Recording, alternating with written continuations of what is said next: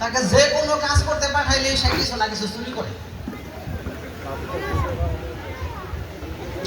রাজা বলে, বেতন তো ঠিকই দেই, তুমি চুরিটা বাদ দিতে পারো না? কয় না, এটা আমার অভ্যাস করতেই হবে। আমি তোমার চুরি বন্ধ করবো। কয় আপনি পারবেন না। তাইলে তোমার সাথে আমার চ্যালেঞ্জ রইল, এখন থেকে তুমি আর চুরি করতে পারবা না, কালকে সকালে আসো।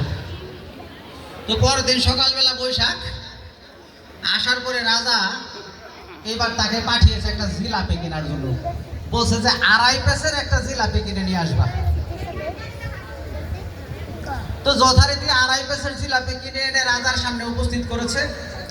রাজা বলল, দেখছো আমি কেমনে জিতে গেলাম? এই যে তুমি 2.5 পেসের জিলাপি আনছো, তুমি আজকে চুরি করতে পারো নাই। চুর বলতেছেন, জি না হুজুর, আমি আজকেও চুরি করছি।